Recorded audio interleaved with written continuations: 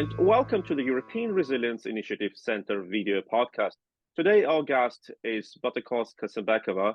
She's an assistant professor at the University of Basel, and she's a historian who researched questions of the Soviet colonialism and the Soviet history. Welcome, Botakoz. Thank you, Sergey, for the invitation. You have researched a lot on how the Soviet practices of colonization worked, how Russian practices of colonization are still working. But many say that there was no Soviet or Russian colonialism at all, that the colonial empires like the British Empire were colonial, but Russia has never been a colonial empire. Is it true? It is true that the Bolsheviks have proclaimed themselves as anti-colonial. And so a lot of people think that if we look at the kind of official proclamations of Lenin, for example, who talked about Russian chauvinism as being dangerous, or talked about the right of nations to self-determination. However, if we look at other official proclamations, we will see that Stalin already in 1918 said that, of course, nations will have no possibility for self-determination. So right from the start, it wasn't kind of Lenin was an anti-colonial and that Stalin, was a person who organized lots of kind of genocides, but rather from the start, there was no intention for the recolonized nations that emerged at the collapse of the Russian Tsarist Empire to give any freedom to be sovereign nations. It is important to understand that, however, at the same time, kind of the Bolsheviks didn't think that we will be the new colonizers. We will just take the place of Russian monarchy and will be the new monarchists and will be the Russian colonizers. They really did aim at the world revolution.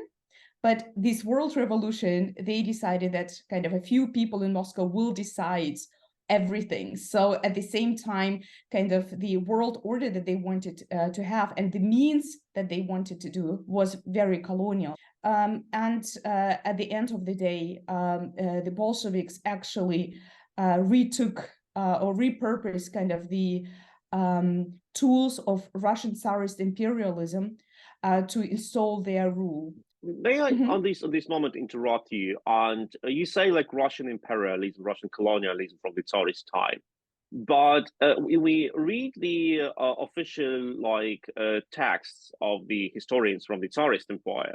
They constantly said that it is the British colonialism which is bad, and Russian expansion is good. They were writing because, as they said, the Russians never had the other nations as slaves, but they always absorbed them and provided them, as they said, with the same rights as the Russians.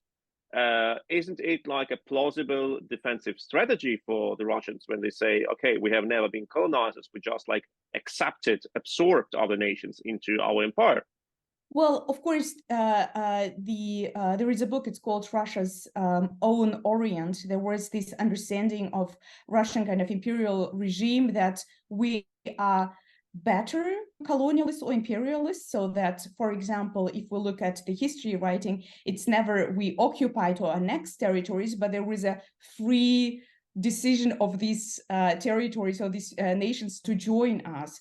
So the language was that, but at the same time, no, in the Russian Tsarist Empire was really a proud colonial empire. And they kind of understood themselves as this European colonial empire, which is equal kind of in grandness as the British Empire, the French Empire. For example, there was the Russian Geographic Society that looked at, imperial practices of the British and the French and learned from it. There was a journal called The Questions of Colonization, and so that was the name of the magazine, right? Yes. So there was an understanding that we are a European colonial empire, that we are softer, that we are better. It's another question. So we are not that violent, which was not true, because Russian colonization, Tsarist colonization, was as violent as British colonization or the French colonization. But the kind of the self-understanding, this kind of idea that we are a benevolent empire, was already, that was part of the kind of Tsarist imperial language. You have, like in your articles and in your texts, you distinguish between two types of colonization, like the overseas colonial empire and the settlements or settlers colonial empire, if I'm not mistaken with the names. Could you elaborate on that?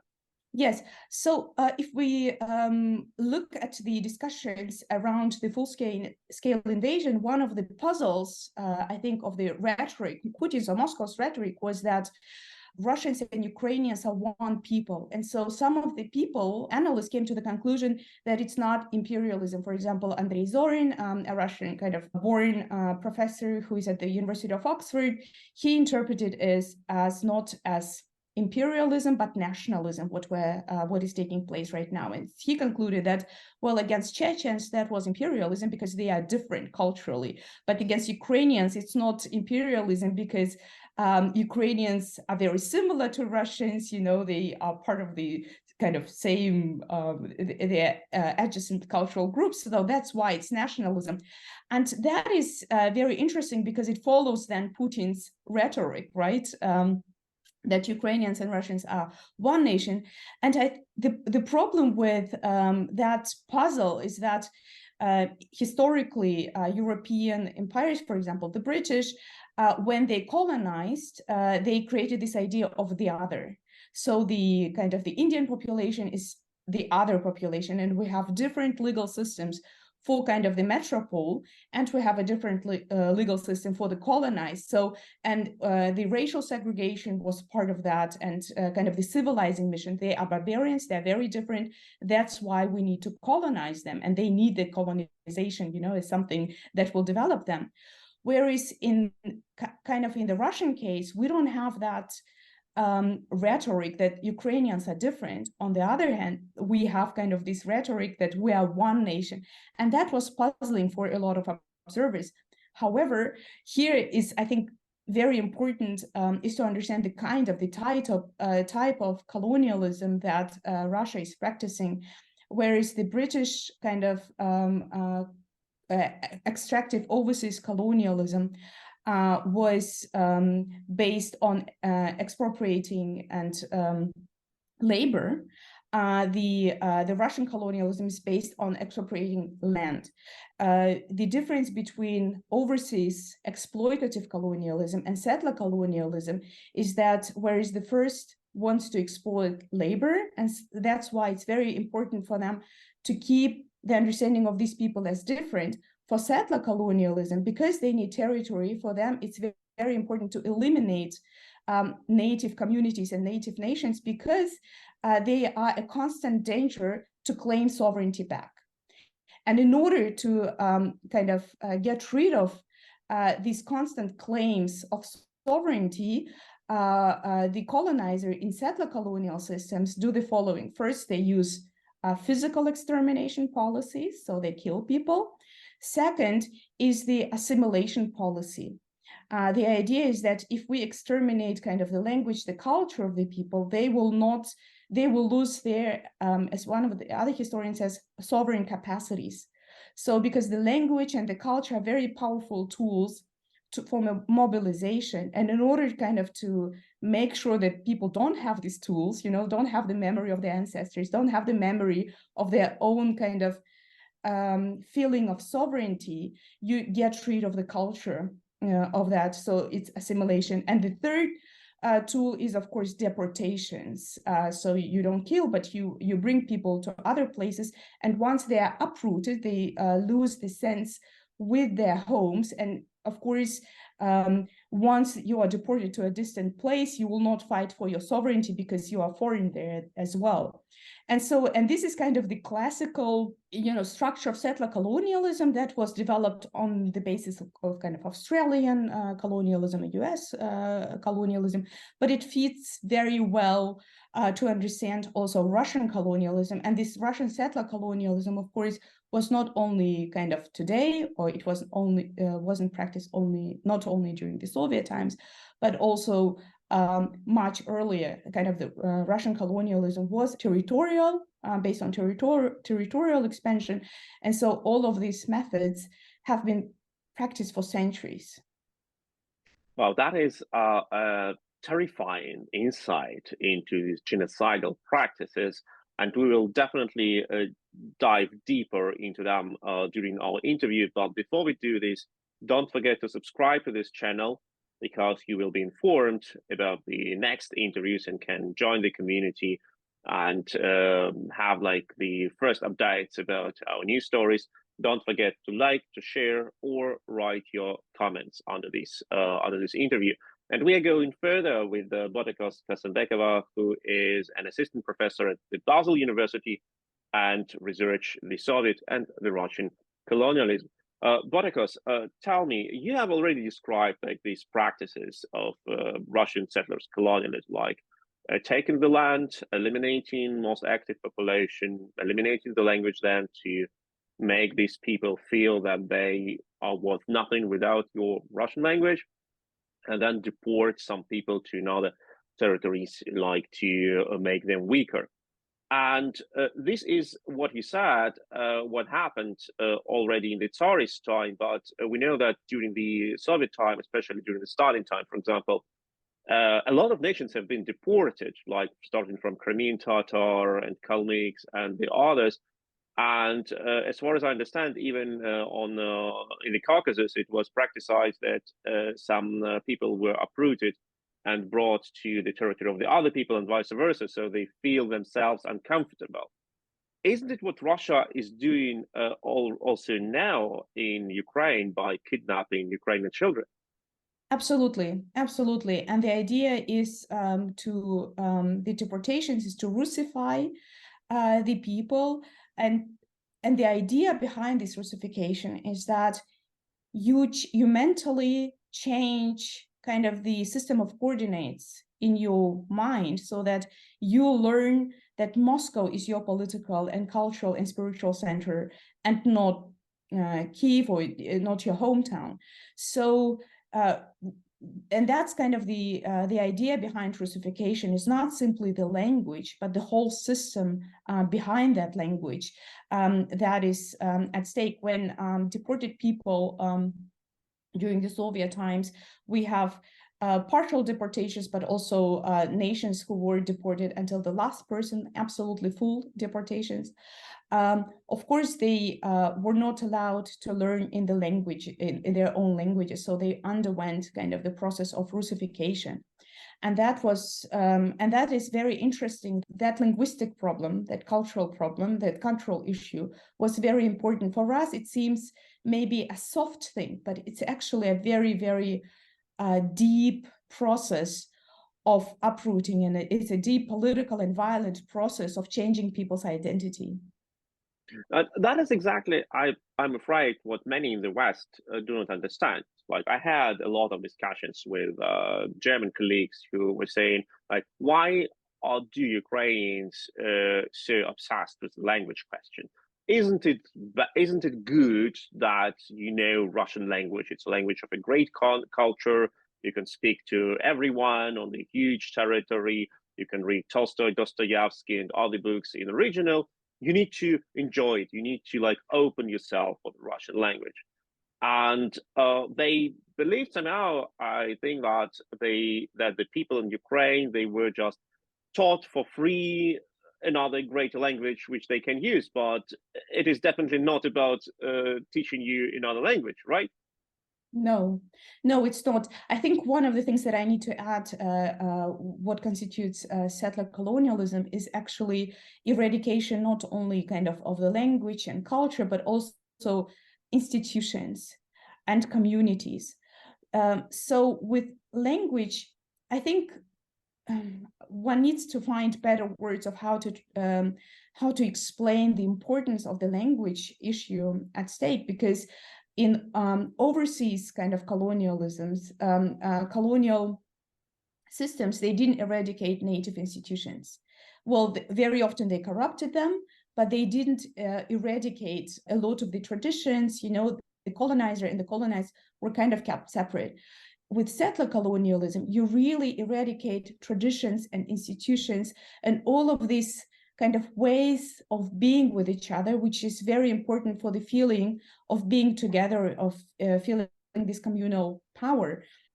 eradication of language is part of that bigger story, is to take away the wisdom of communities, of how they govern themselves, how they mobilize, how they produce meanings.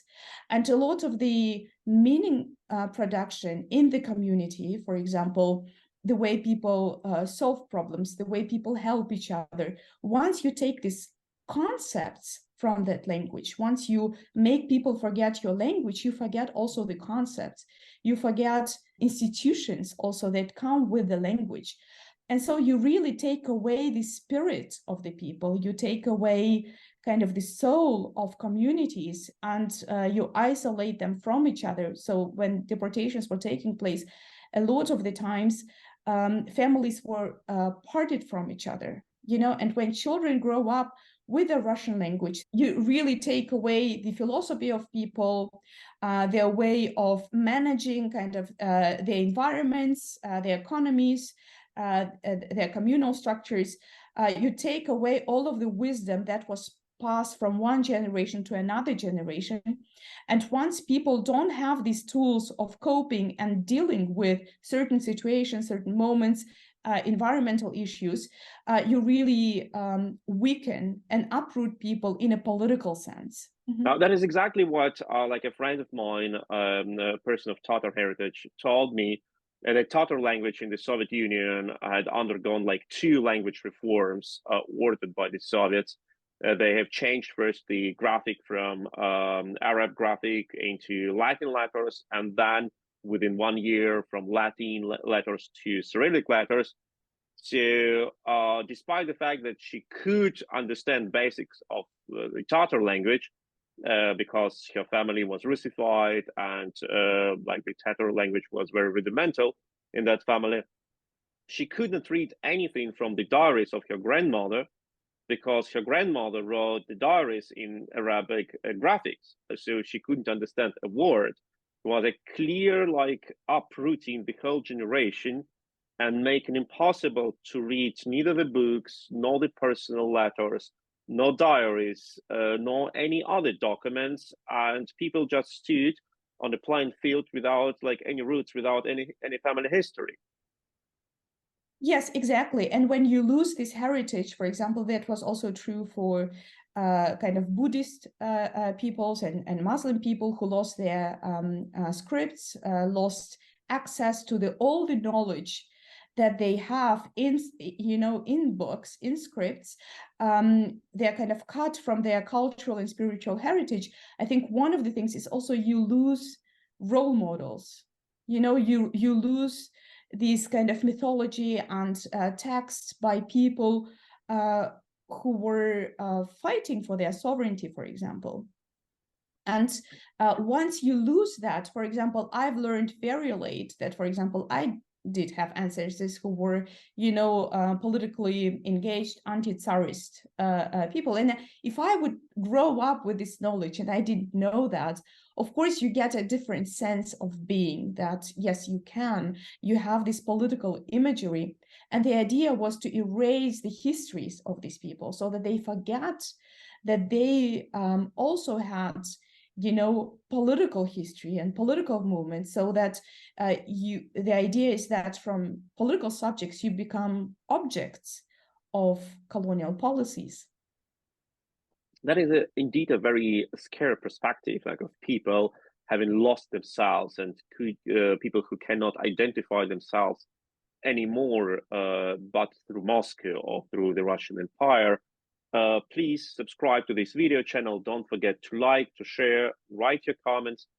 And we go further in our interview with Botakoz Kassymbekova, who is an assistant professor at the Basel University in Switzerland and researches on the history of the Soviet and Russian colonialism. You have described this process of how people of the colonized nations were killed or deported, others were absorbed, and their memories have been erased. But does it mean, like, after all, as Russia has actually like attacked every one of the former countries who were like so-called Soviet republics, every single of them was once attacked and annexed by Moscow, and people were annexed with the territories. and their memories have been erased. But does it mean that this artificial Russian nation doesn't know its borders? Like where are their borders? How they identify their home country? They can claim like everything to be theirs. That means that they don't have home. That's a very good question. And that was actually a very specific design by the Bolsheviks and by Lenin, is to have this kind of Russian Federation. One of the interpretations is that the reason was to make sure that Russians do not have a nation, to prevent Russian chauvinism, so that somehow to tie them to that huge territory without kind of revanchalism and not having a nation. But may I interrupt you on this point? Like, it doesn't mean, like, for our Western audience, it doesn't mean that there is no racism within the Russian society. Like, it's not about the racist discrimination. It's about a political, ethnic Russian nation, right? Well, it was, when Bolsheviks said something, we are colonizing you to bring equality, you have to always be reading it as kind of their belief and their propaganda, their rationale. It doesn't mean that it happened, actually. And so today it is, yes, today the territorial question is a difficult one, because by design, the republics within the Russian Federation, they were not given the same equal rights as other Soviet republics, like, for example, Ukraine or Kazakhstan, and they were tied to the to Russia in a very territorial sense. Yes, it is true that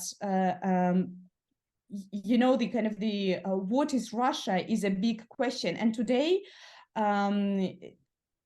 following the conversations of kind of Russian analysts who are based in the West right now, is the idea is that Russia is Russian. The Russian Federation right now is Russia because we have 80% of ethnic Russian population.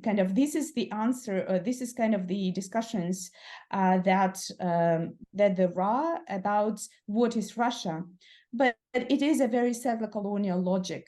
First of all, it is not true that, for example, in Chechnya, we don't have 80% of ethnic Russians. But at the same time, if we look at Gorbachev, who was talking to Bush about, the kind of liberation movements in the Baltic countries, he said that the way he reacted to this kind of freedom movements in the Baltics, to say, well, we cannot have Baltics leave the Soviet Union because we have 50% of Russians there. And he also said, we have so many Russians in Ukraine. He gave a fantastic number, which is not true. And then he said, in Kazakhstan, we have only 30% of Kazakhs. So this is why these republics cannot be free. And this is before the, before the dissolution, the collapse of the Soviet Union. So actually, like, first they ban your language, then they teach you Russian, then they also change your name into a more like Russian-sounding name, and then they claim you to be Russian and therefore a subject of Muscovy. Well, I think probably another point that I forgot to mention is, of course, to settle Russian people. So in the Baltic countries after the war, I don't have the numbers now, but a huge number of Estonians and Latvians and Lithuanians were deported to Siberia. And instead of them, Russian settlers were settled in these countries, in the Baltic, so that in Estonia and Latvia, we had around 50% of ethnic Russian settlers living in these countries. We also had, of course, Russian settlers in Ukraine, Russian settlers in Kazakhstan. And that's very interesting because these are kind of republics that bordered Russia.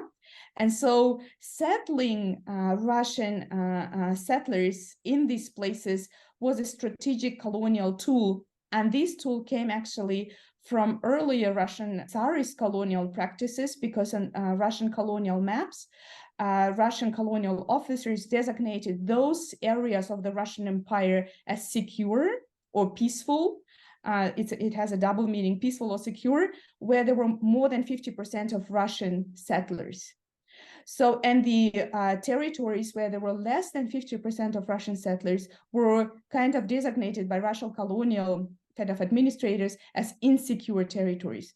So settling occupied territories with Russian settlers was a long kind of Russian colonial strategy. And so, of course, you know, Ukraine, the Baltic countries, Kazakhstan were massively settled with Russian people.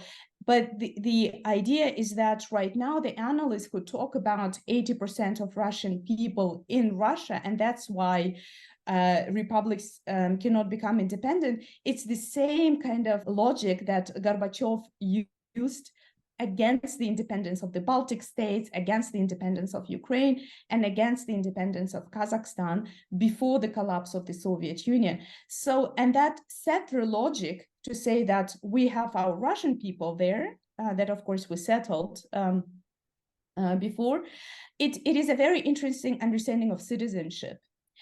It's a very colonial logic, and that's a bit problematic because these Russian people, as you know, the history showed us, can definitely feel Ukrainian, or they can feel Kazakh. You know, they can be Kazakh citizens with, you know, Russian roots. So, but they can be citizens. And so far, the logic of 80% of Russians looked at people as kind of subjects rather than political actors.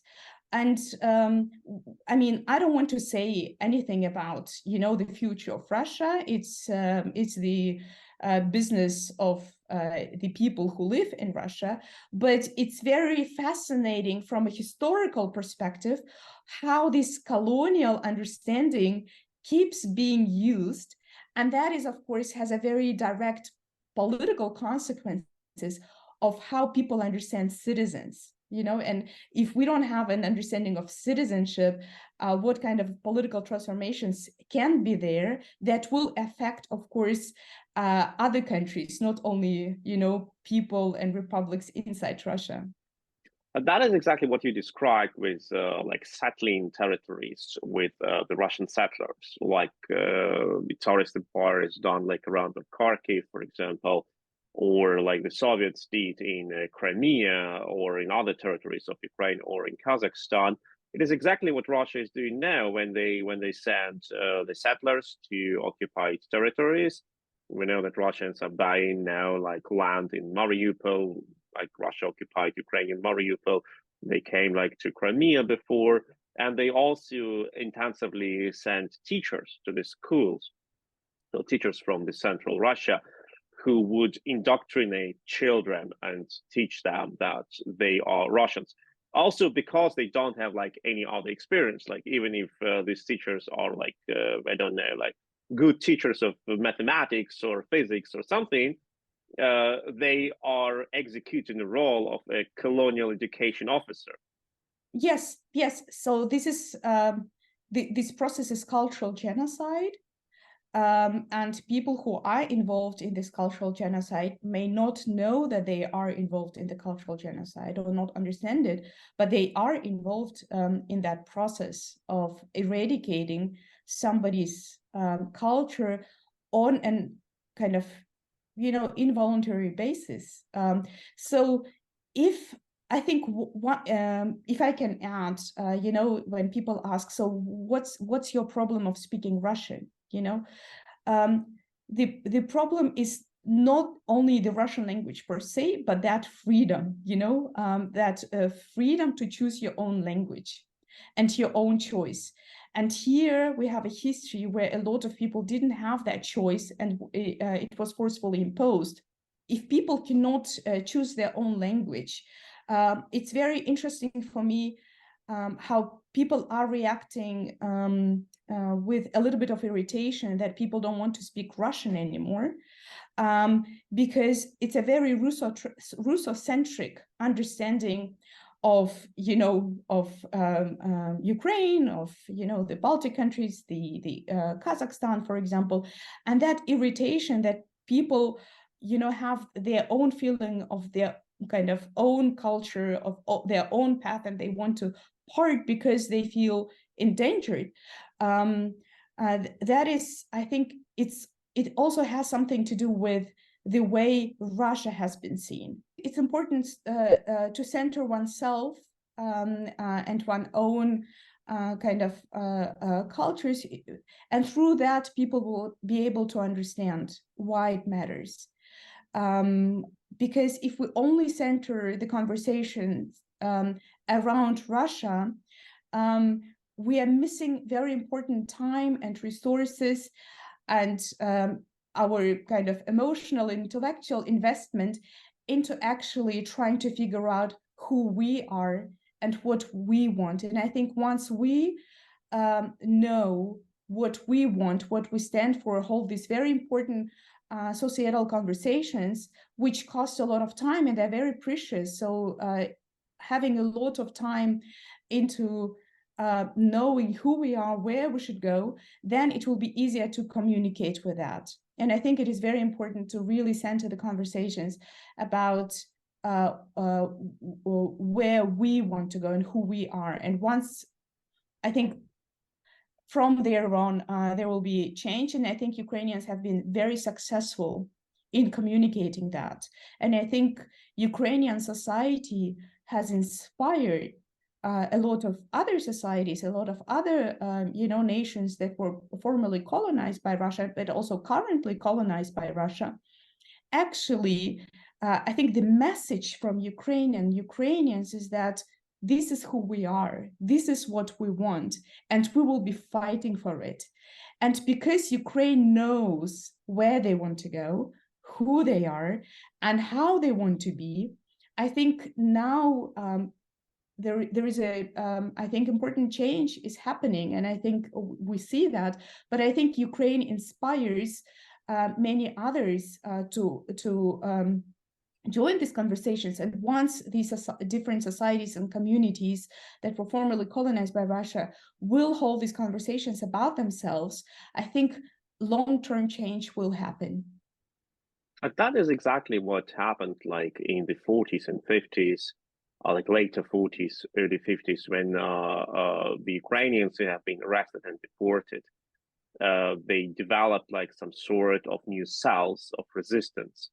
Also in the Siberian regions of Russia, in northern regions of Russia, providing the other people, also ethnic Russians, with understanding that people can unite, they can form cells, they can fight, they can create different social texture and different social groups. And we know that the Ukrainians stood behind like many uprisings in the Soviet gulags in the 50s, just because they had that experience of having a fight against the Stalin's empire.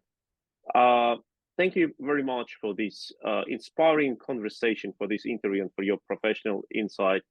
It was Botakoz Kassymbekova, who is an assistant professor at the Basel University, and she's a researcher who focuses on Soviet and Russian colonialism. Thank you, Botakoz, for having been with us. Thank you, Sergey, for the invitation. Don't forget to like, to share, to subscribe, and wait for the new Stalin interviews.